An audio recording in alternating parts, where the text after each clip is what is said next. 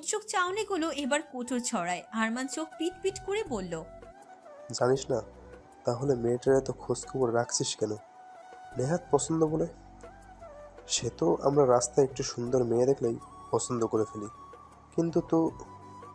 তার কথা মাঝপথে টেনে নিল মুশফিক। চড়া কণ্ঠে বলল, তুই বাজে কথা বন্ধ কর।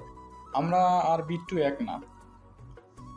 তীব্র কিছুক্ষণ নিচের পোড়া ছোট শুভ্র দাঁতে কামড়ায়, মুহূর্তে পেরিয়ে বলে, কিছু একটা ব্যাপার তো নিশ্চয়ই আছে, সেটা জানার জন্য আমাকেও যেতে হবে ওখানে। মিরাজ অবাক হয়ে বলল, ওখানে মানে গাজীপুর? তুইও যাবে?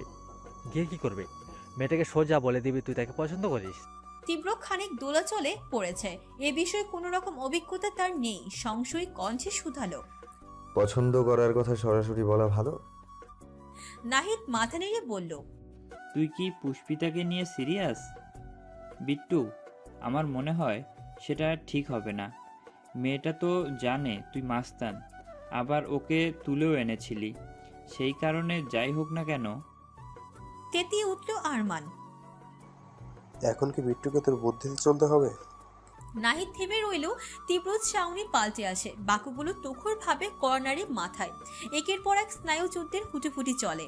একদিকে ঘুরছে নাহিদের কথা, অন্যদিকে চোখে ভাসছে পুষ্পিতা ওকে দেখে পালিয়ে যাওয়ার দৃশ্য।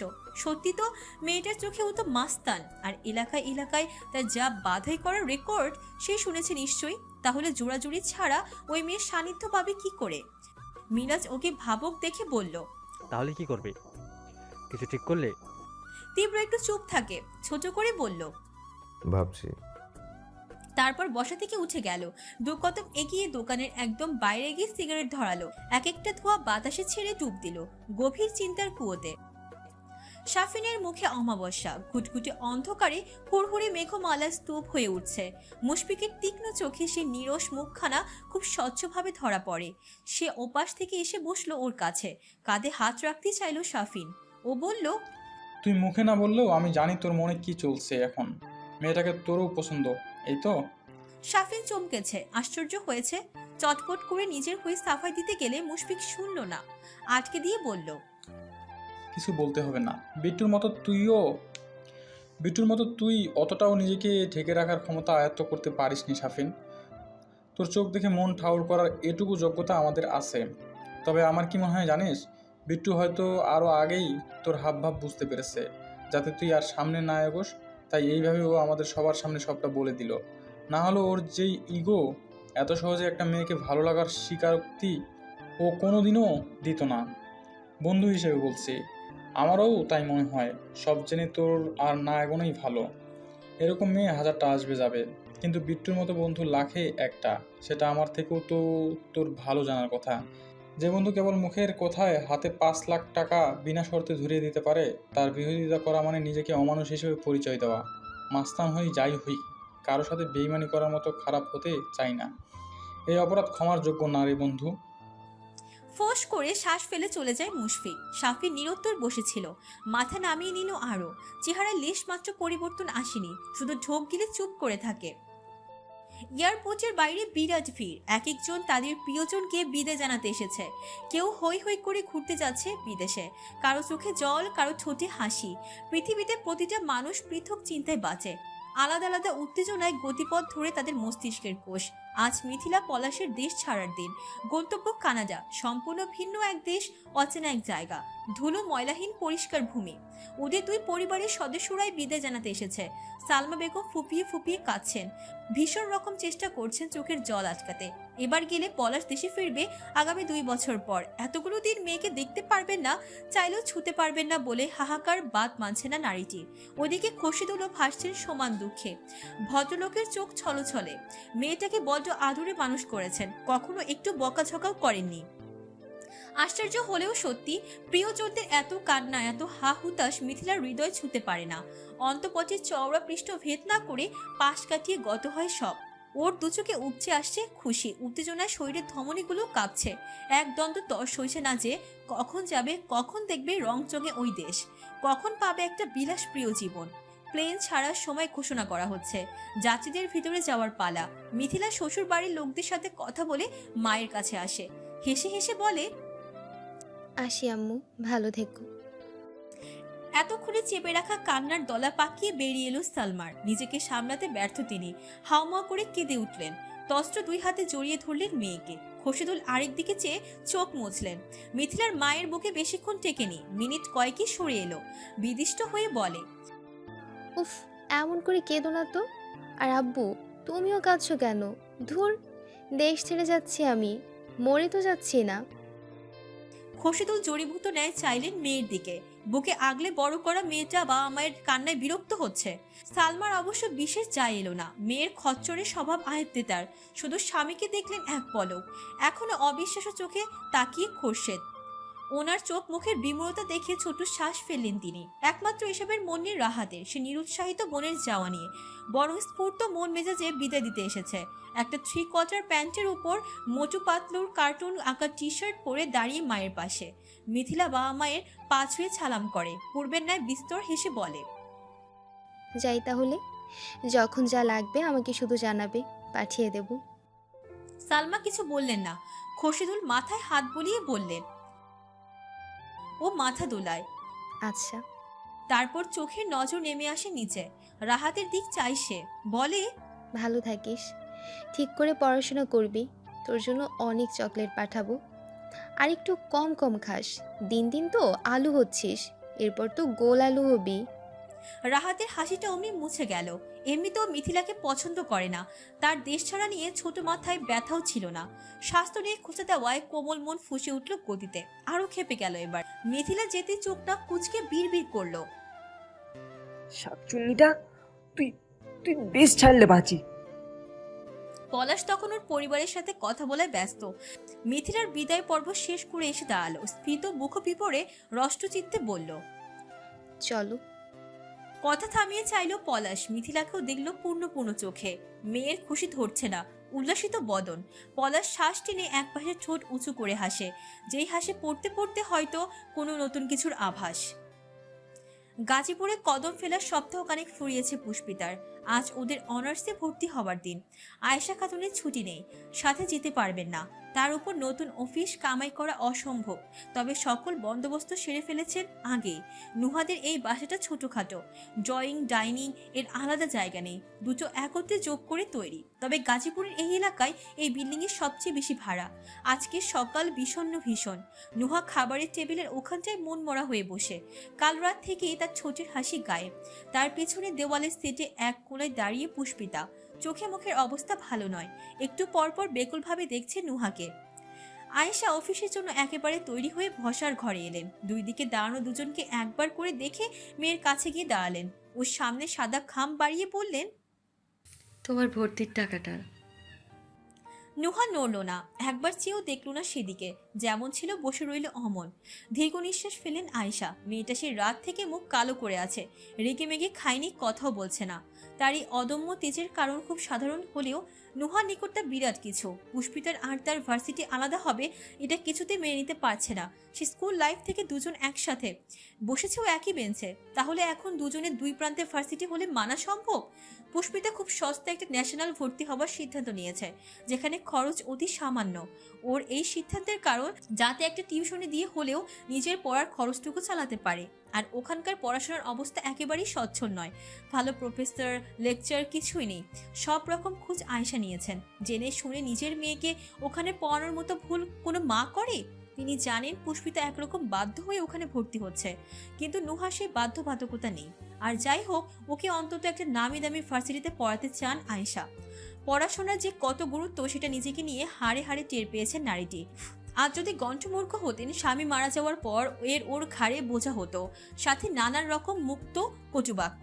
কিন্তু না, আজকে কেবলমাত্র চাকরিটার জন্যই মাথা উঁচু করে বাঁচতে পারছেন তিনি। আত্মীয় স্বজন প্রথমে প্রথমে বাঁকা কথা শোনালেও এখন যেন গলে গলে পড়ে। মেয়ে নিরুত্তর ভাবমূর্তি দেখে আয়েশা চুপচাপ খামটা টেবিলের উপর রাখলেন। রাগ ঝাঁক নিয়ে টু শব্দ করলেন না। মেয়ে অবুদের মতো কিছু বললেও বা সায় দিতে হবে? দুনিয়ার তার সব জেদ মেনে নিলেও এই লেখাপড়া নিয়ে কোনো রকম আদিক্ষেতা দেখাতে পারবেন না তিনি। পুষ্পিতার শুকনো আদল, ভীষণ রকম কষ্টে দাপাচ্ছে বুক।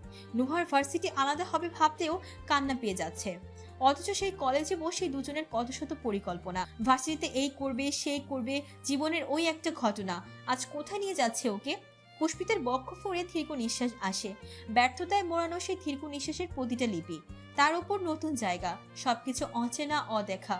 ভার্সিটিতে একটা মানুষকে তো চেনা নেই, কে কেমন হবে তাও জানে না। সে যে মাছের অন্তর্মুখী পেয়ে কার সাথে মিশবে, কিভাবে মিশবে কিচ্ছু জানে না। আয়েশা এবার ওর কাছে এলেন। মাথা নিচু করা মেয়েটাকে দেখলে সূক্ষ্ম নজরে। ফুলের মতো বেদুর বুক পটটা দেখলেই প্রখর মায়ায় ভিতরটা উতলে আসে ওনার।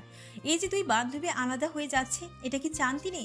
চাইতে পারেন, কিন্তু সেও যে অপারক এখানে। নুহার ভার্সিটির সেমিস্টার ফি মোটা অঙ্কের, সেখানে পুষ্পিতাকে পড়ানোর সাধ্য তার নেই। একা মানুষের বেতন দিয়ে এত কিছু সম্ভব? তার উপর নুহার বাবার লোন ছিল কিছু, যেগুলো একটু একটু করে প্রতি মাসে বয়ে যাচ্ছেন তিনি। পরাস্ত শ্বাসটা খুব সন্তর্পণে বক্ষ পিঞ্জরে আগলে নিলেন আয়েশা। মাঝে মধ্যে না চাইতেও কঠোর হতে হয়। এর জ্বালা যে কতটা ভয়াবহ সে সম্মুখীন হয়েছে সেই জানে। আয়েশা একই রকম খাম বাড়ালেন পুষ্পিতার দিকেও, খুব নম্র কণ্ঠে জানালেন, এটা তোমার ভর্তির 4,000 টাকায় আছে। অমনি শশব্যস্ত ঘুরে চাইল নুহা। আশ্চর্য তার চাউনি, এতক্ষণের হাস্যহীন মুখটা ঝলকে উঠল সবেগে। পুষ্পিতা মুখ তুলল, কোটর ভর্তি অবিশ্বাস নিয়ে একবার খাম দেখল, পরের বার আয়েশাকে। অনিশ্চিত তার কণ্ঠ। আমার? হ্যাঁ তোমার। তুমি তো ভর্তি হবে আজ, সেখানে টাকা জমা করতে হবে যে। বিস্ময়ে বিভোর পুষ্পিতা। গোটা বিষয়টা কল্পনার বাইরে ছিল যে। শূন্য দৃষ্টিতে চেয়ে থাকলো কিছুক্ষণ। আয়েশা কপাল কুঁচকে বললেন, এমন করে তাকিও না, অস্বস্তি হচ্ছে। ধরো অফিসে যাব না, সারাদিন খাম ধরে দাঁড়িয়ে থাকবো। গত রাত থেকে মায়ের উপর চড়াও হওয়া অভিমান হুড় হুড় করে উবে গেল নুহার। ফটাফট ফুটতো পায়ে ছুটে এলো সে। খুশিতে আপ্লুত কণ্ঠে বলে, আম্মু তুমি সত্যি ওকে ভর্তির টাকা দিচ্ছ? মেয়ের দিকে চাইলেন আয়েশা, কপালের ফাঁজ মিলিয়েছে। নুহার দু ঠোঁট ভর্তি হাসিটায় ভিমড়ি খেলেন নীরবে। রাত থেকে এই মেয়ে গোমরা মুখে বসেছিল, কে বলবে? দুপাশে মাথা নেড়ে বললেন। বিশ্বাস না হলে খাম খুলে দেখে নাও। নুহা বিগলিত হেসে বলল, না না বলেছো, ওটাই হবে। তারপর বুক ফুলিয়ে শ্বাস ফেলল সে। চকচকে নেত্রে পুষ্পিতার দিকে চাইল। সে তো মনে মনে ভেবেই রেখেছিল ওর ভর্তি অর্থটুকু নিজের জমানো টাকা থেকে দেবে। মা আগে ভাগে দেওয়াই ভালোই হলো। পুষ্পিতা তখনও একই রকম চেয়ে। বাকরুদ্ধ সে নড়ছে না, খাম ধরছে না দেখে তাড়া দিলেন আয়েশা। কি দেখছো? ধরো। পুষ্পিতা মাথা নুয়ে নিল এবার, খুব ধীরজ গলায় বলল, ইয়া আন্টি, কিছু মনে করবেন না, টাকাটা আমি নিতে পারবো না। ওনার আগে নুহা হড়বড়ে ভঙ্গিতে বলল, নিতে পারবি না মানে? কেন পারবি না? হাতে ব্যথা তোর? নয়তো তাহলে কি সমস্যা? টাকা না হলে ভর্তি হবে কি করে? আয়েশা বললেন। থামো। তারপর পুষ্পিতাকে বললেন, তুমি কি আমার সাথে ফর্মালিটি করছো পুষ্পিতা? তা করো, ভালো, তা করা ভালো, কিন্তু এখন তোমার যা পরিস্থিতি তাতে ফর্মালিটির সময় এটা নয়। আর যদি ভাবো আমি তোমাকে করুণা করছি, তবে বলবো তুমি ভুল। আমি তোমাকে সাহায্য করতে চাচ্ছি মাত্র। জীবনে একটু এগিয়ে যাওয়ার রাস্তা চেনাচ্ছি। কতটা এগিয়ে দিতে পারবো জানি না, তবে সর্বোচ্চ চেষ্টাটুকু করব। এরপরেও যদি নিতে অস্বস্তি লাগে তাহলে বলবো ধার নাও, যখন নিজের অবস্থায় ফিরবে তখন না হয় ফেরত দিয়ে দিও। পুষ্পিতার গতিতে ওনারা বাড়ানো হাত মুঠোতে ধরে বলল, আমায় ভুল বুঝবেন না আন্টি, আমি আসলে বলতে চাইছিলাম আমার এখন টাকার প্রয়োজন নেই, আমার কাছে যা আছে তা দিয়ে হয়ে যাবে। নুহা তীক্ষ্ণ চোখে চেয়ে বলল, তোর কাছে টাকা আছে মানে? কোত্থেকে এলো টাকা? তুই তো সেদিন ঘর থেকে এক কাপড়ে বের হয়ে এসেছিলি, একটা ওড়না অবধি গায়ে ছিল না, সেখানে টাকা কি উড়ে উড়ে এলো? নুহা রেগে যাচ্ছে। আয়েশা ওকে শান্ত করতে বললেন, উত্তেজিত হইও না, ও কি বলে শুনতে দাও। ও কি বলবে? ও কেন টাকা নিচ্ছে না আমি জানি, ভাবছে আমি দয়া করে। পুষ্পিতা মাঝপথে উদ্বেগ নিয়ে বলল, না না না, আমি তা কেন বুঝবো? তুই ভুল বুঝিস আমাকে। তাহলে টাকা কই পেলি? বলতে বলতে আচমকা চোখ পড়ল পুষ্পিতার হাড় দেখানো গলায়। তৎক্ষণাৎ কথা থামে, চিবুক শক্ত করে বলে, তোর গলার চেইন কই পুষ্পিতা? পুষ্পিতা নিশ্চুপ, চিবুক গলায় নেমেছে। নুহা যা বোঝার বুঝলো, রেগে মেগে অস্থির হয়ে বলল, তুই আমাকে বেস্ট ফ্রেন্ড বলিস না? আমাকে ভেবে অপমান করবি সেজন্যে? আমার সাহায্য নিবি না, মায়ের শেষ চিহ্ন দেওয়া চেইনটাও বেঁচে আসবি? তাহলে বন্ধু ডাকিস কেন আমায়? পুষ্পিতা ছটপট করে উঠল ওর রাগ থামাতে, নিজের পক্ষে সাফাই দিতে। কিন্তু কি বলবে, কোত্থেকে বলবে জানে না। আয়শা সমান তাজ্জব হয়ে বললেন, এই কাজ কখন করেছো? তুমি তো বাইরেও যেতে না, কার কাছে বিক্রি করলে? পুষ্পিতা বেশ কয়েকবার শুষ্ক ঠোঁট জিভে ভেজালো। নুহার প্রতিক্রিয়া নিয়ে আতঙ্ক লাগছে। সময় নিয়ে থেমে থেমে বললেন, উত্তরে থাকতে করেছি, আমাদের পাশের বাসার আন্টির কাছে। হাততালি দিয়ে উঠল নুহা। বাহ বাহ, খুব ভালো কাজ করেছিস। একেবারে সেরা চেইন বিক্রেতা অ্যাওয়ার্ড দেওয়ার মতন যোগ্য কাজ। তুই প্লিজ আমার কথাটা শোন। ও তেতে বলল, একদম চুপ, কিচ্ছু শুনবো না আমি। তুই আমার সাথে কোনো দিনও কথা বলবি না, আমার নামও নিবি না মুখে। পুষ্পিতা কাতর চোখে চায়, ভরে উঠে তার হরিণী নয়ন। আয়শা বললেন, আহা নুহা, তুমি অহেতুক রেগে যাচ্ছ কেন? অহেতুক রেগে যাচ্ছি? সব জেনেও এটা বলবে আম্মু? হ্যাঁ বলবো, কারণ পুষ্পিতার বিষয়টা আমি বুঝতে পারছি। তুমি পারছো না, অবশ্য তোমার পারার কথাও নয়।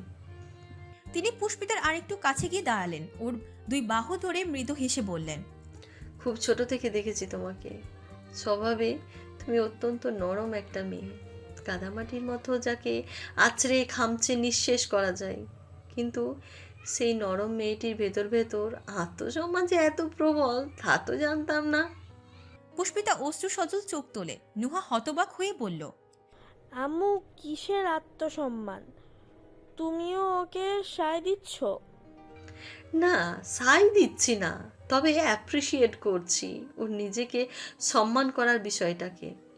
আসলে এই পথটা আমিও পার করে এসেছি তো নুহা, তাই আমি জানি। তোমার বাবা মারা যাওয়ার পর আমাকেও কম কিছু সম্মুখীন হতে হয়নি, কিন্তু কত মানুষ দয়া দেখাতে এসেছিল। তোমার কাকারা তোমাকে লেখাপড়া করানোর জন্য নিজেদের বাসায় রাখার কথা বলেছিল আমায়, কিন্তু আমি তাদের প্রস্তাবে রাজি হইনি, কারণ আমি চাইনি তুমি কারো দান নিয়ে বড় হও। সবার নিকট দানের পাত্রী মাথা নিচু করে বাঁচো। নিজে চাকরি নিয়েছি, কষ্ট হলেও তোমাকে শিরদাঁড়া উঁচু করে বাঁচার পথ করে দিচ্ছি। একটা কথা আমি বিশ্বাস করি জানো, নিজের টাকায় কুড়ে ঘরে থাকার যে আনন্দ অন্যের টাকায় বিলাসবহুল কামরাতে থাকার মধ্যেও তা নেই। পুষ্পিতা, আমি তোমাকে সাপোর্ট করছি, এই আত্মসম্মানটা সবসময় বজায় রেখো।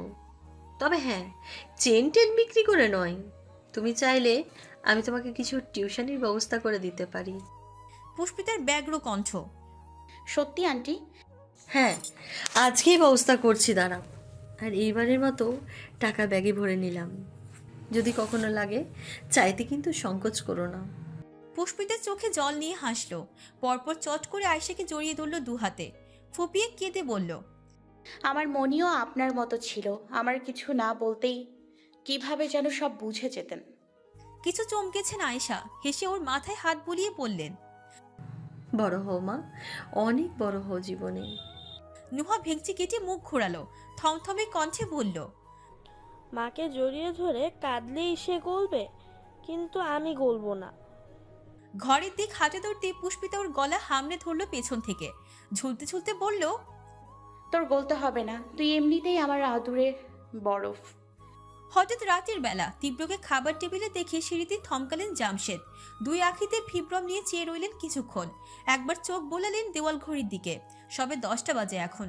সরকারি ছুটির দিন বলে তিনিও তাড়াতাড়ি ফিরেছেন, কিন্তু এ ছেলে তো 12টার আগে ঘরে ঢোকে না, 10টাও তো ভুলেও না। আজ হঠাৎ কি হলো? দাঁড়িয়ে কেন?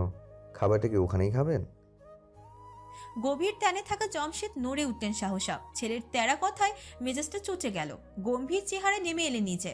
টেবিলের কাছে আসতেই লুৎফা তাড়াহুড়ো করে চেয়ার টেনে দেয়। নবাবের ন্যায় বসলেন তিনি। তীব্র মায়ের দিকে কপাল কুঁচকে তাকায়। ওনার তো হাত আছে, চেয়ারটা নিজেও টেনে নিতে পারতেন। তোমার দিতে হলো কেন? তুমি ওনার বউ, বেতনভুক্ত চাকর নও কিন্তু। লুৎফা চাপা কণ্ঠে বলল, আহ চুপ করো না। ভিতর ভিতর কচমচিয়ে উঠলেন জামশেদ, কিন্তু এই মুহূর্তে তর্ক করে অশান্তি সৃষ্টির বিন্দুমাত্র ইচ্ছে নেই বলে চুপচাপ গিলে নিলেন তেজ। ভাতে হাত দিতে দিতে এক পলক তীব্রর দিকে চাইল, উসখুসের মাত্রা জোরালো। কিছু জিজ্ঞেস করতে চাইছেন, তীব্র একবারও ওনাকে দেখেনি, কিন্তু ফটাফট বলে ফেলল। কিছু বলার থাকলে বলুন, মনের মধ্যে কথা চেপে রাখা ঠিক না। থতমত খেলেন তিনি, বিস্ময়টুকু ঢেকে রেখে ভারী কণ্ঠে বললেন। তীব্র মুখের উপর জানালো, কোনো মদের ক্লাব খোলা ছিল না, তাই যেতে পারিনি। ভয়ানক রুষ্ট চোখে চাইলেন তিনি। পরের লাইনে এটাই তো বলতে চেয়েছিলেন, আপনার কষ্ট কমাতে আমি বলে দিলাম। জামশেদ হতবম্ব, পরপর খ্যাপাটে গলায় বললেন। তীব্র উদ্বেগহীন জানালো, জানি নিজের কথা না জানার মতো বেকুব কেউ হয়। আমি নিঃসন্দেহে ভীষণ বেয়াদব একটা ছেলে। আসলে ছেলে মেয়েদের আদব শেখাতে হলে বাবাদের সময় দিতে হয়, আপনি সময় দেননি, তাই আমি বেয়াদব। জামশেদ টেবিল থাপড়ে বললেন। শব্দ করে হেসে উঠল তীব্র, কিছু বলল না, এতে গায়ে আগুন ধরে গেল জামশেদের। হাসির মধ্যে স্পষ্ট বিদ্রুপের আভাস পেয়ে তেতিয়ে এলেন মস্তক। রাগে গজগজিয়ে খাবার ছেড়ে দাঁড়ালেন। লুৎফা আটকে উঠলেন আরেকবার। সবসময় বাবা ছেলের ঠান্ডা তর্কযুদ্ধে অসহায় হয়ে পড়েন তিনি। বাবার দেখা দেখে তীব্র দাঁড়ালো আজ, পেছন থেকে ডেকে বলল, পালিয়ে যাচ্ছেন কেন? জামশেদ থেমে দাঁড়ায়, চোখ কুচকে ঘুরে চেয়ে বলে,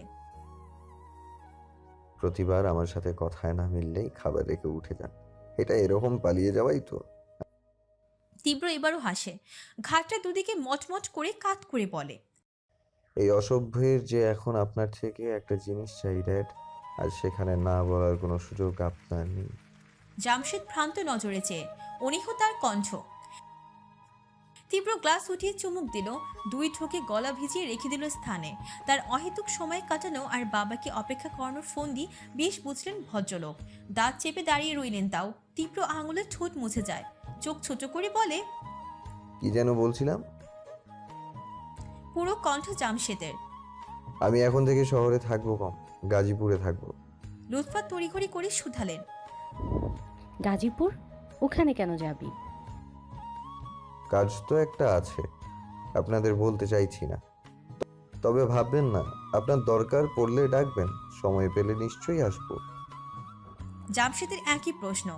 জামশেদ একটু চুপ থেকে বললেন, ওখানে একটা ভার্সিটি আছে, নামটা ভার্সিটি, সেখানে আমার ঢোকার ব্যবস্থা করে দিন। জামশেদ কৌতূহলে ডুবু ডুবু দশায় স্ত্রীকে দেখে নেন একবার। তীব্র ফিচিল হেসে বলল, মন্ত্রীদের মুখে এমন কথাবার্তা মানায়?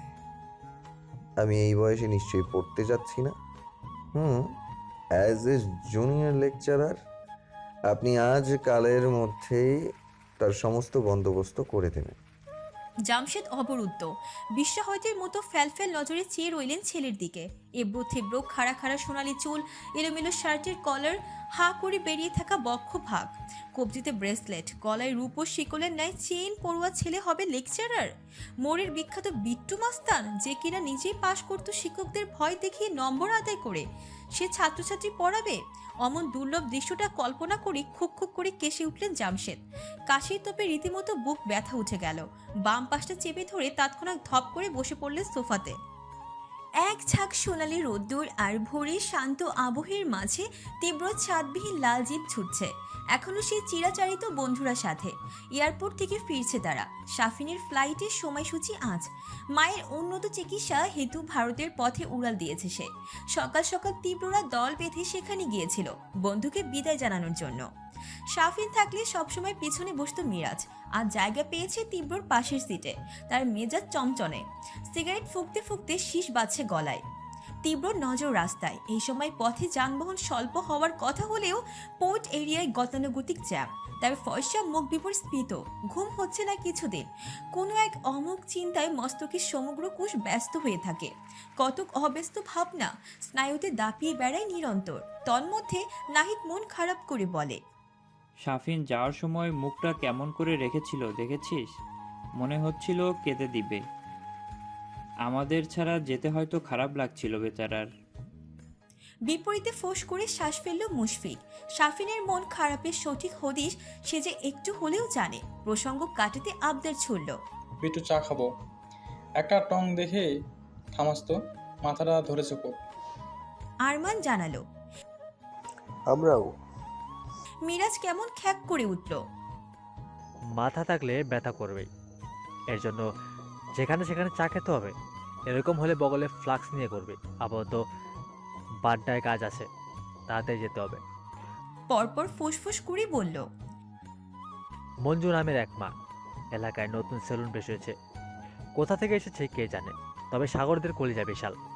নানুকে দিয়ে এই মাসে চাঁদা আনতে পাঠিয়েছিলাম, দিল না। ওর সেলুনের কাজ না ভাঙা অবধি আমি শান্তি হচ্ছে না বিট্টু। মুশফিক মস্তক ঝুলিয়ে বলল। ঢাকায় নতুন মনে হয়, আমাদের চেনে না ওই জন্য। ভাবিস না, বায়োডাটা পেলেই আপনা আপনি টাকা দিয়ে দিবে। তীব্র শুধালো। কত নম্বর গলিতে? আরমান উদ্বেগ নিয়ে বলল। একেবারে ভেতরের দিকে, শপিং সেন্টারে আছে না, ওটার উল্টো পাশের গলির শেষ মাথায়। ওই জন্যই তো এতদিন দেখিনি। এসেছে নাকি সপ্তাহখানেক। যাকগে, এসব ছোটোখাটো ব্যাপার নিয়ে তুই ভাবিস না, আমরা আসি তো। তার জবাব এলো। কাল থেকে আমি এমনিতেও বাড্ডায় থাকবো না। চকিতে চাইল সবাই। মিরাজ স্থূল স্থূল বাঁধিয়ে বলল। থাকবে না? থাকবে না মানে? গাজীপুর যাব। সে তো জানি, কিন্তু শহরে থাকবে না কেন? তুই কি ওখানে পার্মানেন্টলি যাচ্ছিস? চোখ বড় বড় করে বলল আরমান। জানি না, টেম্পোরারি গেলেও সময় লাগবে, তবে সপ্তাহে 2-3 বার আসবো এখানে, ততক্ষণ তোরা সামলাবি। মুশফিক মাথা চুলকায়। বলতে গেলে বন্ধুদের মধ্যে তার বুদ্ধি প্রখর, কিন্তু শক্ত তীব্র পোক্ত কথা আপাতত ঘটে ঢুকছে না। নাহিদ বলল। তুই তো সেদিন কিছুই বললি না, কি করবি কিছু ভেবেছিস? ওরা আগ্রহ ভরে চাইল। কি ভাবলি? তীব্র খুব গুছিয়ে বলল। নাহিদের কথা ঠিক, পুষ্পিতার কাছে আমি মাস্তান। মেয়ে যা ভীতু, আমাকে দেখলে ভেগে যাইস, যেখানে পছন্দ করি জানলে না হার্ট অ্যাটাক করে মরে। তারপর বিড়বিড় করলো, ভীতু মেয়ে একটা। তাহলে এখন? তার ছোট নিরুদ্দিক উত্তর। ভদ্র হব। কথাটাই পুষ্পিতার নয়, মাইক্রোমিটার বেগে অ্যাটাক হলো ওদের। এক একজন মুখ থুবড়ে হোঁচট খেলো যেন। গোল গোল চোখে চেয়ে বলে। ভদ্র হবি তুই? ভদ্র হবি তুই? তীব্রর অস্বস্তি দেখা যায় না। ও যে বন্ধুদের প্রতিক্রিয়ার মজা পেয়েছে, হাসলো ঠোঁট কামড়ে। কিন্তু খুশি হয়ে গেল নাহিদ। তীব্র ভালো হওয়া মানে ওর আনন্দের সীমা নেই। চকচকে নেত্রে চেয়ে বলল। সত্যি ভদ্র হয়ে যাবি বিট্টু? খুব ভালো হবে তাহলে। এই মাস্তানি টাস্তানি তো এমনিতেও ভালো কথা নয়, বল। তবে প্রভাব পড়ল বাকিদের উপর। তারা তখনও হজম করতে পারেনি। কিছুক্ষণ স্তব্ধ বসে থাকলো তিনজন। পরপরই মিরাজ হাহাকার করে বলল। তুই একটা মেয়ের জন্য এতদিনের মাস্তানি ছেড়ে ভদ্র হয়ে যাবি? আমাদের এতদিনের নাম ডাক, বিট্টু মাস্তানের গ্যাং সব শেষ করে দিবি? এ কি শুনলে বিট্টু? না না, এ হতে পারে না। এই কথা শোনার আগে আমার মরণ কেন হলো না? বলতে বলতে দু হাতে বুক চাপড়ালো মিরাজ। তীব্র সশব্দে ধমক দেয়। থাম। ও থামলো, কিন্তু মুশফিকও সমান দুঃখী গলায় বলল। তুই সত্যি সব ছেড়ে দিবি আমাদেরও? তীব্র জিপের হুইল খোঁড়াতে খোঁড়াতে কার বাঁকায়, কপাল কুঁচকে বলে। ছেড়ে দেবো কখন বলেছি? মুশফিকের কথায় সতর্কতা। এই যে বললি ভদ্র হবি। ভদ্র হব বলেছি, সত্যিই হব নাকি? আরমান বুঝতে না পেরে বলল। মানে? চতুরের ন্যায় হাসলো তীব্র, চোখের চামড়িতে স্বচ্ছ চালাকি লেপটে জানালো। মিথ্যা মিথ্যা ভদ্র। চারজন মুখ চাওয়াচাই করে। মুশফিক চোখ পিট পিট করে বলল। মিথ্যে মিথ্যে, সেটা কিভাবে? তীব্র তপ্ত স্পষ্ট স্বর। বিট্টু মাস্তান থেকে তীব্র রেজা তালুকদার হব যেভাবে, ঠিক সেভাবেই। তারপর ওদের দিকে চেয়ে বলল। তোরা জানবি আমি খারাপ, আমি জানবো আমি খারাপ, গোটা ঢাকা শহর জানবে বিট্টু খারাপ। শুধুমাত্র পুষ্পিতা জানবে তীব্র Reza Talukdar is one of the best gentleman in the world. সবাই শূন্য দৃষ্টিতে চেয়ে রইল কিছুক্ষণ। পুরো কথাটাই মাথার উপর দিয়ে গেল। নাহিদ কৌতূহলে গলা ভিজিয়ে শুধালো। তা কি করে সম্ভব? তীব্র চোখ ছোট করলো। কেন? কাল তুই বললি না আমি মাস্তান জানলে ও উল্টো পথে পালাবে, সেজন্যই এমন বুদ্ধি করেছি। মেয়ে পালাবে না, দিনে 3 বার সালাম ঠুকবে আমায়। আরমান বোকা বোকা কণ্ঠে বলল, সে তো তোকে সবাই এমনিতেই সালাম দেয়, মেয়েটার সালামে এমন কি আসে যাবে? তীব্র বিদিষ্ট হয়ে বলল। গর্ধব, যা বুঝিস না তা নিয়ে কথা বলিস কেন? সে ঠোঁট উল্টায়। আমার কি দোষ? তুই আজকাল এত পেঁচিয়ে কথা বলছিস, কিভাবে বুঝবো? তুই তো এমন ছিলি না রে ভাই, একটু সোজা করে বল না। তীব্র কটমটে কণ্ঠে বলল, আমি যে কতগুলো আহাম্মক পুষছি তোরা তার প্রমাণ। এনিওয়ে, খুব শীঘ্রই আমি পুষ্পিতার নতুন ভার্সিটিতে জয়েন করছি, লেকচারার হয়ে। এই কথা যেন কোনো কথা ছিল না, ছিল বিকট শব্দে বাজ আছড়ে পড়ার আওয়াজ। সবেগে মাথা ভো ভো করে চক্কর কাটলো ওদের। কোটর রেখে বেরিয়ে এলো চোখ, সমস্বরে চিৎকার করে বলল। মিরাজ আওড়ালো। কি লেকচারার? ভার্সিটির। মুশফিক বলল। তাও বিট্টু? নাহিদ হতবাক হয়ে বলল। এ কি শুনলাম? এমন শখ তো মিথিলার বিয়ে হওয়াতেও পাইনি। মিনিট কয়েক কেউ নড়ল চলল না, তবে সবার চোখের সামনে অতীতের কিছু কথা ছবির মতো ভেসে ভেসে উঠল। একবার পরীক্ষার হলে তীব্রর পাশে টপারের সিট পড়ে। সচেতন ছেলেটা কিছুতে নিজের খাতা দেখে ওকে লিখতে দিবে না, এ নিয়ে বেশ রং তামাশা করলো হলে। ইনভিজিলেটরের নালিশ অব্দি ঠুকলো।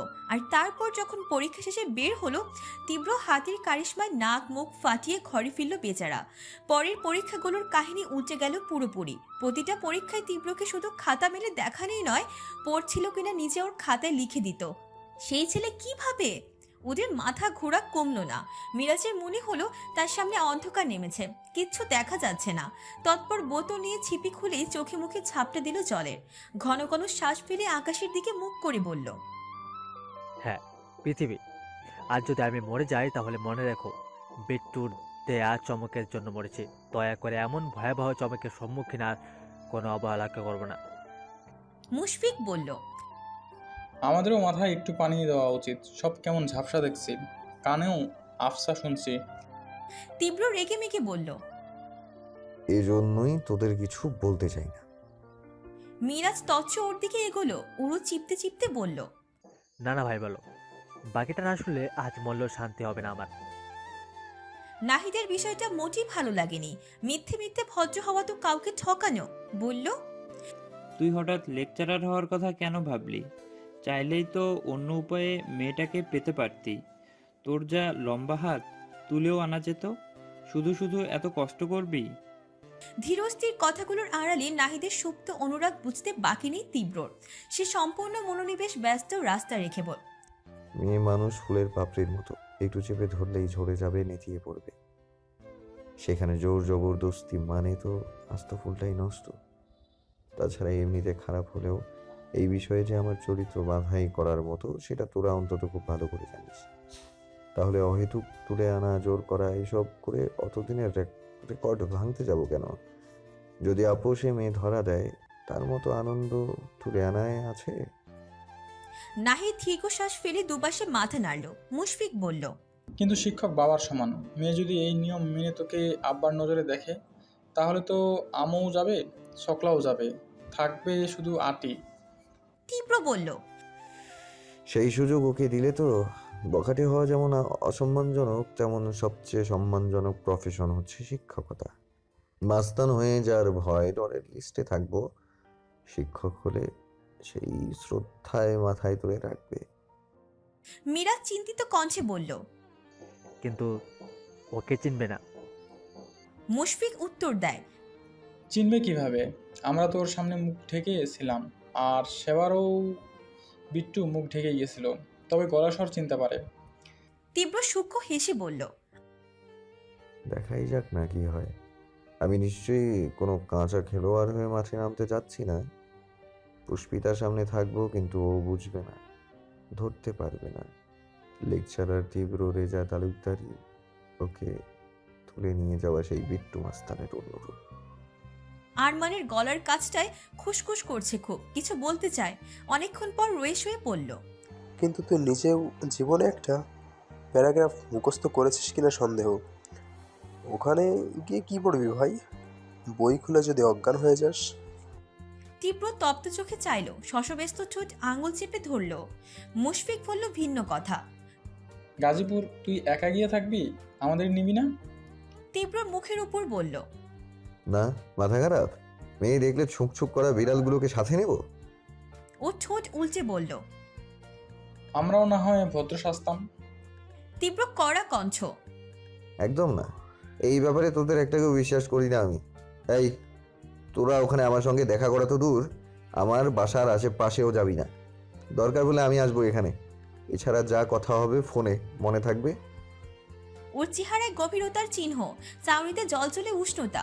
বাধ্যের ন্যায় মাথা দোলালো চারজন। নাহিদকেও মাথা কাত করতে দেখে তীব্র বলল, তোর মাথা নাড়তে হবে না, তুই আমার সাথেই যাবি। বিস্মিত নাহিদ খুশিতে খলবলিয়ে বলল। সত্যি? মুখ কালো হয়ে গেল বাকিদের। মিরাজ মিনমিন করে বলল। গরুটাকে সাথে নিয়ে কি করবে? তীব্রর কাট জবাব। ঘাস খাওয়াবো, তোদের কোনো সমস্যা?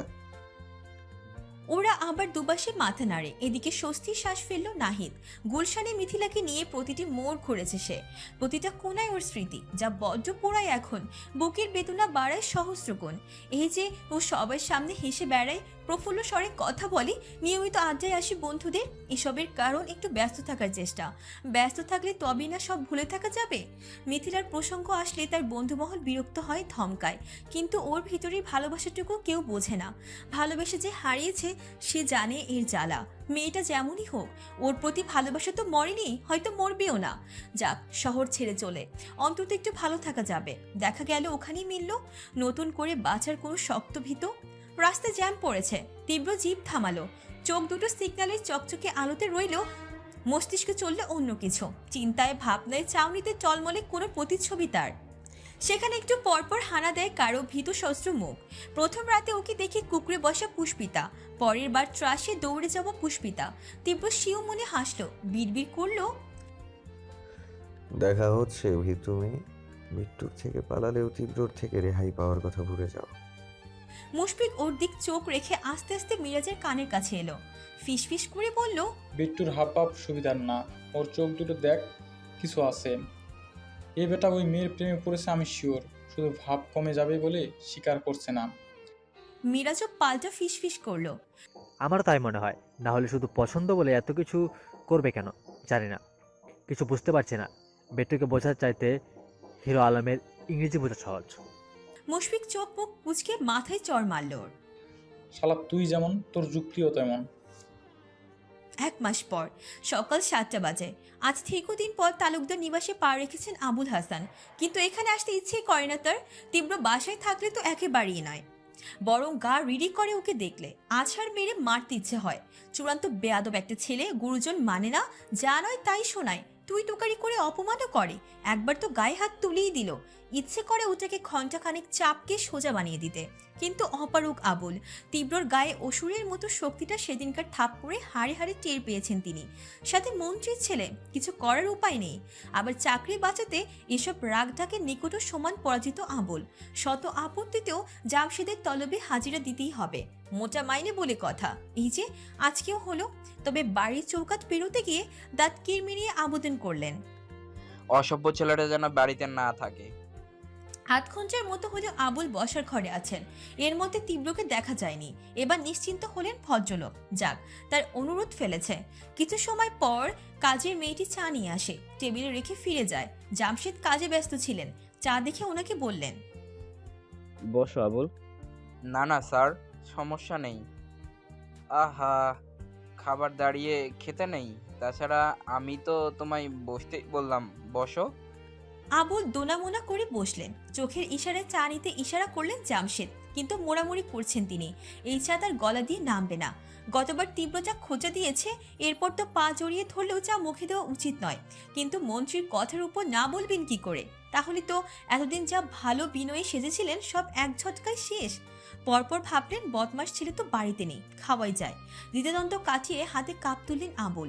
সেই মাত্র ঠোঁটের কাছে ধরলেন, তখনই সিঁড়িপথে গদগদে পায়ের শব্দ এলো। সঙ্গে সঙ্গে ভালো মেজাজটা দুর্দান্ত পর্যায়ে খিচড়ে গেল তার। দাঁত পিষে তিরিক্ষ মনে চোখ তুলে চাইলেন। মুহূর্তে স্তব্ধ লোচন আটকে গেল সেথায়। চোখের পাতার সাথে আঙুলগুলো কেঁপে উঠল গতিতে। প্রকোপে কাপের গরম চা নাড়া লেগে ছলকে পড়ল গায়ে। বিষয়টি জামশেদ কিছু বলতে গিয়েও ওনার দৃষ্টি দেখে থামলেন। কৌতূহলে নিজেও ফিরলেন সে পথে। অচিরে চমকে থমকে একাকার হয়ে গেলেন তিনিও। তীব্র নামছে বিট্টু মাস্তান হয়ে নয়, সম্পূর্ণ ভিন্ন সাবলীর দৃষ্টিকেও আটকে দেওয়ার রূপে। সব সময়কার অবিন্যস্ত চুল জেল দিয়ে ব্র্যাক ব্রাশ করা আজ। পরনের 3টি বোতাম খোলা শার্ট, গলা অবধি কলার ভাঁজ করে লাগানো। পরেছে ফর্মাল প্যান্টের সঙ্গে ইন করে, চোখ চিকন ফ্রেমের ঝকঝকে চশমা। বা হাতে রূপার চেন গায়েব, সেটা চকচক করছে মেটালের ঘড়ি। পায়ে কালো বুট, অগোছালো খোঁচা দাড়িগুলো পুরোপুরি নিশ্চিহ্ন। ক্লিন শেবে মুখখানা লাগছে আরও ফর্সা সাদাটে।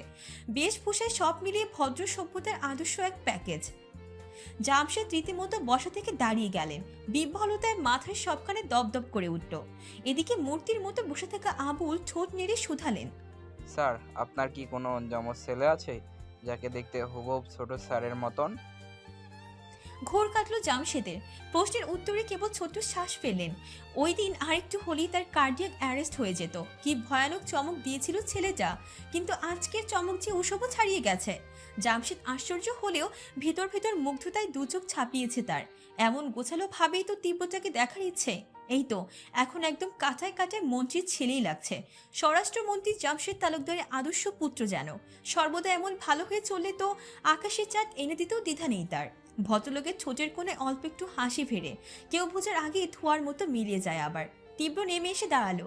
আবুলের দিকে চাইতে শশব্যস্ত উঠে দাঁড়িয়ে গেল সে। জামশেদ গলা খাকারি দিলেন। চেনা চেনা সেই ভারী কি গলায় বললেন, তাহলে আজকে থেকে জয়েন করছো? হ্যাঁ। তিনি ওপর নিচ মস্তক দুলিয়ে বললেন, ভালো। তা থাকবে কোথায় ওখানে? থাকবো কোথাও একটা, ওসব নিয়ে ভাবার কিছু নেই। আপনাকে যা যা করতে বলেছিলাম করেছেন তো? হ্যাঁ, না করে উপায় আছে? যাক যাকগে, ওখানকার যিনি হেড অতিথি ডিপার্টমেন্টের ফোনকার আমার পরিচিত, ওখানে বলেছি তুমি আমার ছেলে। এরপরে সব রকম বাড়তি সুবিধা পাবে সেখানে। আশা করি আর কোনো অসুবিধা হবে না। তীব্র দায়সারা হাস্যহীন বলল। Thank you. আবুল দুই বাপ ছেলের মুখ দেখাদেখি করছেন। সমস্ত কথা তালু ভেদ করে চলে যাচ্ছে ওনার। এই ছেলে ভাষাহীন, গর্হিত আর ইতর, যাকে তার মাতৃভাষায় এক কথায় বলে শয়তানের খাড়া ঝিলকি। সে হঠাৎ এমন ভেলকি দেখাচ্ছে কেন? অমন গুন্ডা গুন্ডা চেহারার ঘোল এইরকম আচমকা পাল্টে গেল কিভাবে? তীব্রর আওয়াজ পেয়ে রান্নাঘর থেকে এক পলক উকি দিলেন লুৎফা। অমনি চিৎকার করে বললেন, এ কি, এ আমি কি দেখছি? এটা কি আমার ছেলে বিট্টু? বলতে বলতে দ্রুত পায়ে বেরিয়ে এলেন তিনি। জামশেদ বললেন, আসতে বাবা আসতে, বাড়িতে ডাকাত পড়লেও মানুষ এভাবে চেঁচায় না। লুৎফার ওসবে কান নেই। খুব নিকট থেকে ছেলের পা থেকে মাথা অবধি দেখলেন তিনি। গদগদ গলায় বললেন, মাশাআল্লাহ, তোকে একদম রাজপুত্রের মতো লাগছে বাবা। তীব্র কপালের পাশ চুলকে বলল, রাজপুত্ররা শার্ট প্যান্ট পরতো না মা, ভুল উদাহরণ দিচ্ছ তুমি। লুৎফা হাসলেন। ছেলের দুবাহু ধরে বারবার ওকে দেখছেন তিনি। ইস কি সুন্দর তার সন্তান, পুরো চোখ জুড়িয়ে দেওয়ার মতো দেখতে। হ্যাঁ রে, সবসময় এভাবে থাকতে পারিস না? কি চমৎকার লাগছে তোকে জানিস? তা না কি অগোছালো বখাটের মতো থাকিস? তীব্র নিঃসংকোচে বলল। আমি তো বখাটি। আবুল ধাতস্থ হয়েছেন সময় নিয়ে। চমক টমকের ধারও সামনে নিয়েছেন। কথার মধ্যে আগ বাড়িয়ে বললেন, হ্যাঁ ম্যাডাম, ঠিক কথা বলেছেন। ছোট স্যারকে মাশাআল্লাহ লাগছে।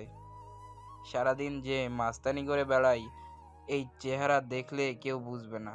ইয়ে স্যার, হঠাৎ এই বেশে কি কারণ? স্যার কি কোথাও যাচ্ছেন? সুচালু চোখে চাইল তীব্র। পূর্বের ন্যায় কর্কশ কণ্ঠে বলল, সেটা তোকে বলতে হবে?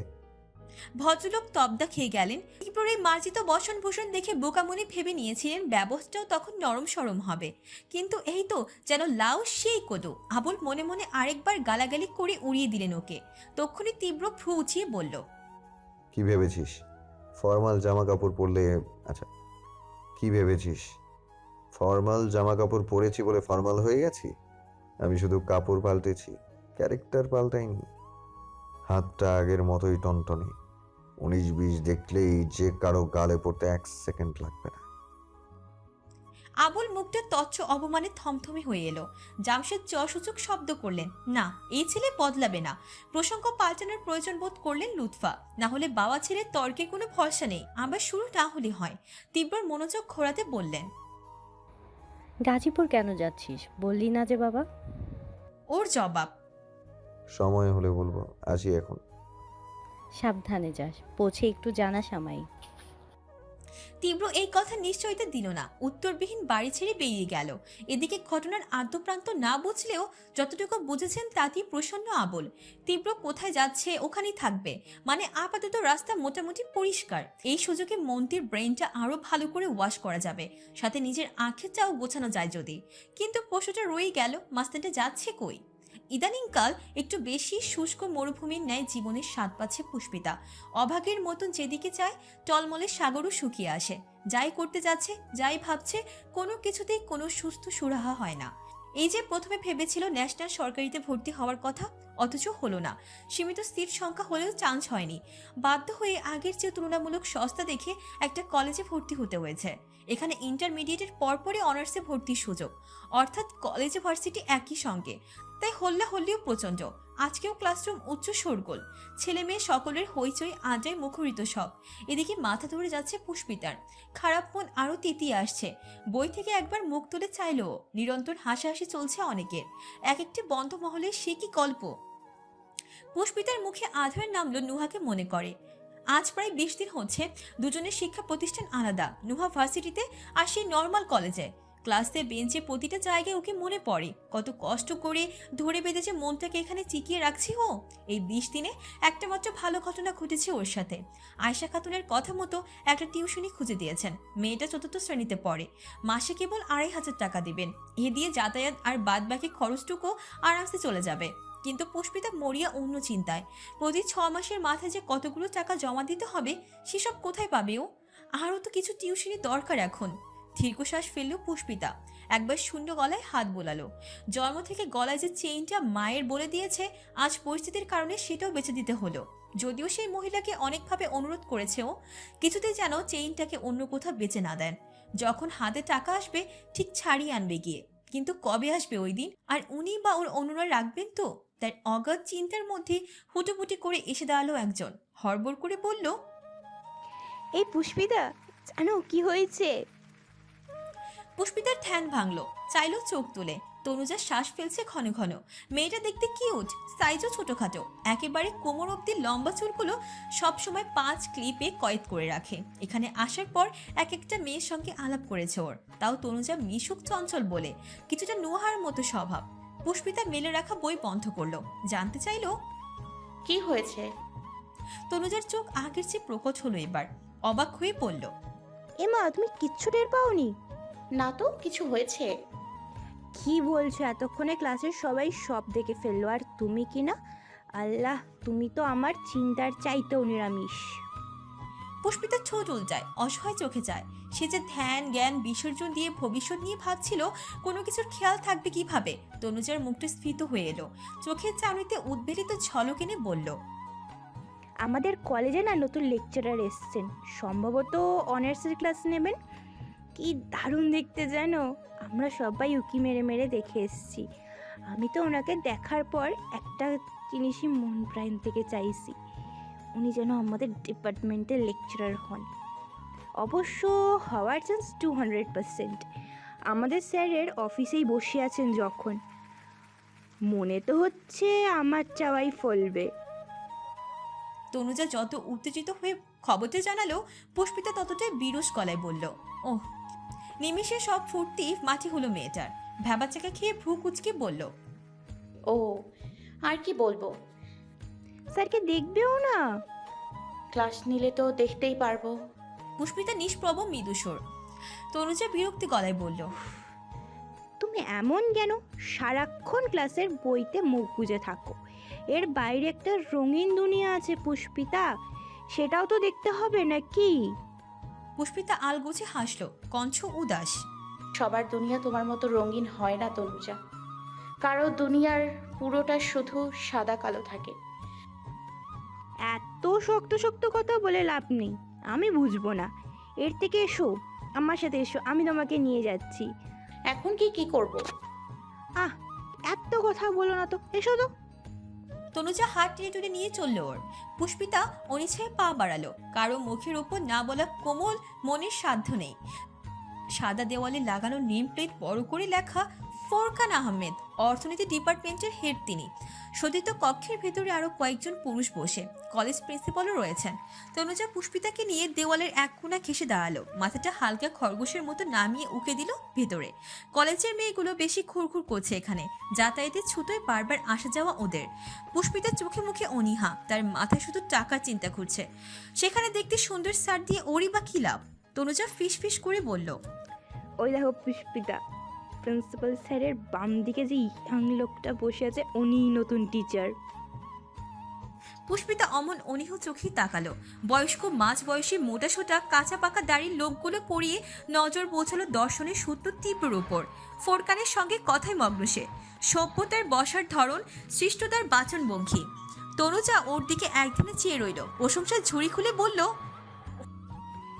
আমি ইন্টারনেটে এক্ষুনি পড়েছি, এরকম হ্যান্ডসাম টিচার এই কলেজের জীবনেও দেখেনি। সব একটা দাদার বয়সী। আর ওনাকে দেখো পুষ্পিতা, কি দেখতে! মাথার ছোট্ট ছোট্ট সোনালি চুলগুলো যেন মস্ত বড় ফ্রেম, একটা দারুণ বর্ডারের রং যেন একটা ডিজাইনকে মোহময় করতে পারে। ঠিক তেমন চশমার ফ্রেমটা চেহারার সাথে একেবারে মানানসই। হাসিটা দেখো, হাসিটা, এই হাসিটা দেখলে আমার পরীক্ষার পাশ করাই দুঃসহ হয়ে যাবে। আমি মনে হয় গেছি, বুঝলে, পুরো দমে ক্রাশ খেয়ে ফেলেছি। পুষ্পিতা সবটা মনোযোগ দিয়ে শোনে, জিভ কাটলো, মিনমিনে গলায় পিককোটের মতো বলল, এভাবে বলতে হয় না তনুজা, উনি আমাদের শিক্ষক, আর শিক্ষক মা বাবার সমান। মোটা গলার ডাক শুনে হন্তদন্ত কদমে ছুটে এলেন ভদ্রলোক, বড় বিনয়ে বললেন। অফিসে তখন ফোরকান, প্রিন্সিপাল, মকবুল সাহেব আর তীব্র বসে। বাকিরা নেই অনেকক্ষণ। তীব্রর সঙ্গে আলাপ শেষে বেরিয়েছে তারা। মকবুল বললেন, গফুর মাথা কাত করলেন, তারপর বেরিয়ে গেলেন দ্রুত। অফিস কক্ষের সামনে ছুকছুক করা যতগুলো মেয়ে ছিল কষে ধমক দিল ওদের। সেই ধমকে রুহ উড়ে গেল পুষ্পিতার। কলেজ পড়ুয়া ছোট ছোট মেয়েরা ছুটে ঢুকে গেল ক্লাসে, কিন্তু প্রভাব পড়ল না তনুজাতে। সে শক্ত হয়ে দাঁড়িয়ে, দৃষ্টিযোগল তীব্র দিকে আবদ্ধ। পুষ্পিতা খপ করে ওর হাত চেপে হাঁটা ধরল। অনেক দেখেছো, এবার চলো ভাই, এত ধমক খাওয়ার কোনো ইচ্ছে নেই আমার। তনুজা মানা করেনি, পা বাড়ালেও কটমট করলো মকবুলের ওপর। বলল, এই বুইড়া বেটার কথা শুনলে গুরুত্বপূর্ণ আলোচনা বললে কেউ এখান থেকে হেঁটে যেতেই পারবে না। পুষ্পিতা সে একই কথা আওড়ালো। এইভাবে বলতে নেই, উনি আমাদের স্যার। আরে রাখো তোমার স্যার, তুমি এনাকে চেনো না। ওই বেটা আমাদের কলেজ লাইফ পুরাই তেজপাতা মানিয়েছে। ফোন অবধি আনলে নিয়ে যেত জানো, কত হাত পায়ে ধরতাম, তারপর মন চাইলে দিত, আর মন না চাইলে গার্জেন ডেকে পাঠাতো। এই তো কলেজের ছিঁড়ি, তাতে আবার রেস্ট্রিকশন কিসের! আর এখন কি করলো দেখলে? আমি নতুন নতুন ক্রাশ খেলাম, তাকে একটু ভালো করে দেখছি, তাতেও সমস্যা। ইচ্ছা করছে বুইড়া বেটা সাদা দাড়িগুলো ধরে ঝুইলাপ পড়ি। পুষ্পিতার এসব শুনে নিজের কান দুহাতে চেপে ধরতে মন চাইল। তনুজা কাঠখোট্টা, তাই বলে এত। শিক্ষক টিক্ষকও মানবে না, স্যারের দাড়ি ধরে ঝুলে পড়তে চায়। ছি ছি। তনুজা হঠাৎ থেমে দাঁড়ায়। পুষ্পিতাও দাঁড়ায় ওর দেখা দেখি। কখন? ওই যে শিক্ষক বাবা মায়ের সমান বললে না। সে নিষ্প্রভ আওড়ালো। এভাবে বলতে নেই, উনি আমাদের স্যার। কখন বলে তো ছিলাম, কিন্তু তুমি শুনবে বলে মনে হচ্ছে না। একদম ঠিক ভাবছো, শুনবো তো নাই। তনুজা হাসলো, দুগাল ফেপে উঠল তাতে, আনন্দ চিত্তে বলল, তুমি আমার বাবার বয়স জানো? আমি তার সব থেকে ছোট মেয়ে। ওনার বয়স এখন 60-এর কোঠায়। আর স্যারের বয়স কত হবে? বড় জোর 28-29। আচ্ছা ধরলাম 30। আমার বাপের হাঁটুর বয়সী স্যার। তাহলে কোন দুঃখে তাকে বাপের সমান মানব শুনি? পুষ্পিতা রা করলো না, চুপচাপ শুনে গেল। কিছু বললেও এই মেয়ে শুনবে না, এতক্ষণ ঝেড় বুঝেছে। তনুজা হই হই করে বলল, সব থেকে বড় কথা, এখন যুগ পাল্টেছে পুষ্পিতা। এই যুগে স্যারকে কেউ বাবা মায়ের চোখে দেখে না। এখন ভাইয়া থেকে ছাইয়া, আর স্যার থেকে হ্যাঁ গো গো ওগো, শুনছো? পুষ্পিতা তাজ্জব হয়ে বলল, কি তোমার মাথা আছে না গেছে? কি বলছো নিজের জানো? তনুজা বলল, জানবো না কেন, অবশ্যই জানি। আমার এক কাজিন তো টিচারের সাথেই বিয়ে হয়েছিল, তাদের একটা বাচ্চাও আছে। পুষ্পিতা অসহায়ের মতন শুনে যাচ্ছে, হু হা নেই। তার চোখে মুখে নিস্পৃহতা দেখে তনুজা বিদিষ্ট হয়ে বলল, উফ আল্লাহ, তুমি এত ব্যাকডেটেড কেন? ব্যাপার না, আমার সাথে মিশছো না, আমি আস্তে আস্তে সব শিখিয়ে দেবো। ফোরকান আহমেদের ঠিক পেছন বরাবর একটা কাঠের তৈরি বইয়ের সেলফ আছে, পুরনো তবে ছোট ছোট কাচ বসানো প্রতিটি তাকে। তীব্র কান ভদ্রলোকের কথাতে রইল, চোখে দৃষ্টি সেদিকে। ওষ্ঠপুট সাবলীল, অথচ চাউনিতে ওর চকচকে হাসি। সে কাচের মধ্যে স্পষ্ট ফুটে আছে পুষ্পিতার বিম্ব। ওই তো করিডোরে দাঁড়িয়ে দাঁড়িয়ে তনুজার বকবক শুনছে সে। কি নিষ্পাপ তাকানোর ধরন, যেন কিচ্ছুটি বোঝে না। কিন্তু এই মেয়ে আসলে কি, সেটা তার মতো ভালো লোক জানে। মাত্র দুবার দেখাতেই মাস্তান বিট্টুকে ভদ্রতার মুখোশ পরিয়ে বসিয়ে রেখেছে এখানে। তীব্র নিম্নাষ্ঠ দাঁতে কামড়ালো, তর্জনী দিয়ে চশমা ঠেললো ঈষৎ।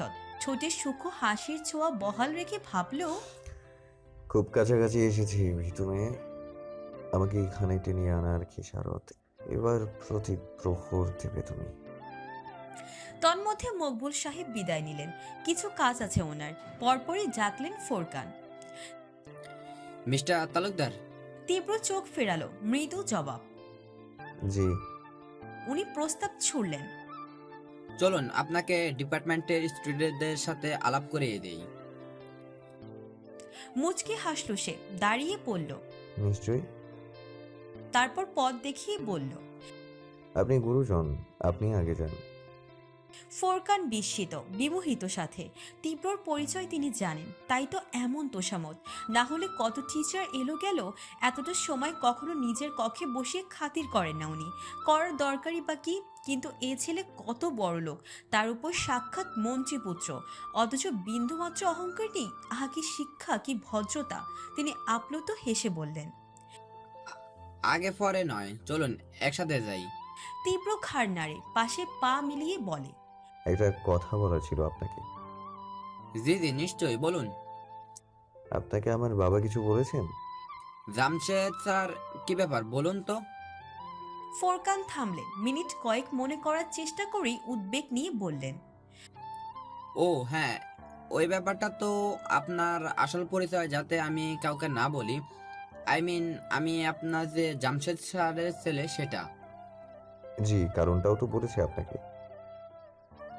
হ্যাঁ শুনলাম। আর সত্যি বলতে কথাটা শোনার পর থেকেই আপনার উপর আমার অন্যরকম ইন্সপিরেশন কাজ করছে মিস্টার তালুকদার। এমন আহামরিক চিন্তাধারায় কিন্তু সকল হয় না। যারা বাবার বিশাল নাম ডাক পরিচয় লুকিয়ে আত্মসম্মানের সাথে নিজের কিছু করতে চায়, আমি আপনাকে মন থেকে এক্সপিরিয়েন্স করতেছি। আর আপনি রিল্যাক্স থাকুন, আমি কাউকেই জানাবো না। শিষ্টাচারে ভরপুর হাসি থামল তীব্র, সংক্ষেপে জানালো, উচ্চ রবের ক্লাসরুম স্তব্ধ হয়ে গেল ফোরকান আহমেদ প্রবেশ করার সাথে সাথে। পেছনে তীব্র ঝুঁকল ওনার। শিক্ষার্থীরা বসা থেকে তটস্থ বেগে দাঁড়িয়ে যায়। সমস্বরে আওড়ালো, সালামু আলাইকুম স্যার। ভদ্রলোক উত্তর দিলেন সালামের, হাত ইশারায় বসতে বোঝালেন সবাইকে। তনুজা তীব্রকে দেখতে চোখ কপালে তুলে বলল, এর মানে উনি আমাদের ডিপার্টমেন্টের স্যার। আল্লাহ, খুশিতে মরেই যাব আমি। পুষ্পিতা শুনল, নীরবে মাথা নাড়ল দুপাশে। এই জীবনে স্যার দেখলে কোনো ছাত্রীকে সে এমন করতে দেখেনি। এই মেয়ে পাগল, নির্ঘাত পাগল। স্যারের মতো সম্মানীয় ব্যক্তিকে জড়িয়ে কি সব বলে, তবা তবা। উপস্থিত সবার চোখ মুখ ব্যগ্র আগ্রহী। ফোরকান আহমেদ তীব্রকে দেখিয়ে ঘোষণার মতো বললেন, meet with your new lecturer mister Tibra Reta Talukdar, graduation in ক্রোমিক্স।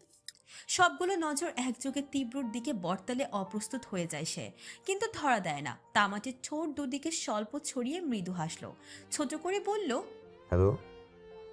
Furqan ওকে বললেন, মিস্টার তালুকদার, আপনি চাইলে কিন্তু আজকে থেকে ক্লাস নিতে পারেন। এতে খুব দ্রুত ফ্রি হয়ে গেলেন আপনার স্টুডেন্টদের সাথে। তীব্রর মুখের ওইটুকু হাসিটা সাহসে ধপধপ করে নিভে যায়। ছোট্টখাট্ট বাজ আছড়ে পড়ে তালুতে।